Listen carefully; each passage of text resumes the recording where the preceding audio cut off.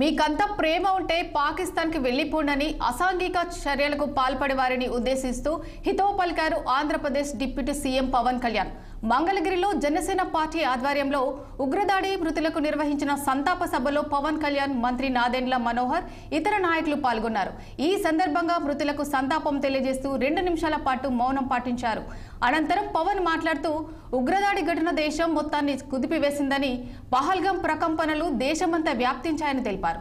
కాశ్మీర్లో రాష్ట్రపతి పాలన ఉన్నంత వరకు ప్రశాంతంగా ఉందని, అధికారం రాష్ట్రంలో చేతిలోకి వెళ్లగానే ఇలాంటి ఘటన జరిగిందన్నారు.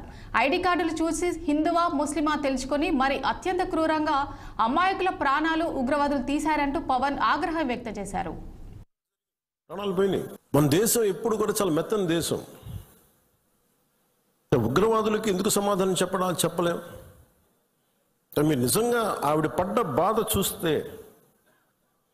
ఎంత కనికరం అవసరం లేదు ఉగ్రవాదుల మీద అనిపించింది. నిర్దాక్షిణ్యంగా తీసేయాలన్నా.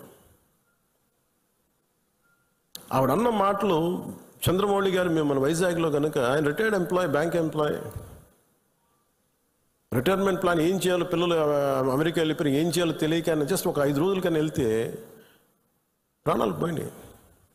మీరు ఊహించుకోండి, మన సరదాగా చాట్ తిందామని చెప్పి హైదరాబాద్లో గోకుల్ చాట్కి వెళ్తే బాంబ్ బ్లాస్ట్ జరిగింది, ప్రాణాలు పోయినాయి.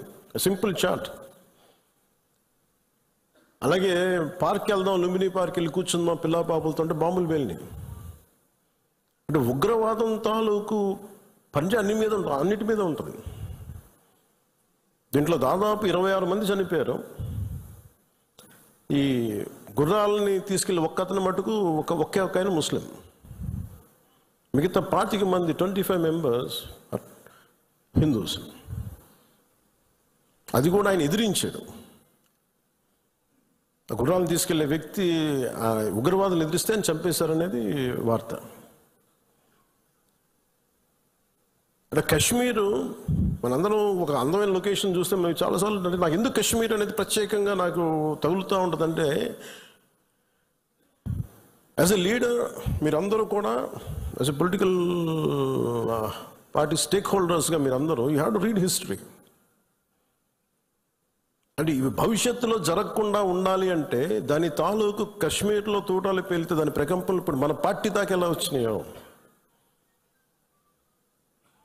ఇది దేశం అంతా ఇట్లాగే ఉన్న పరిస్థితి.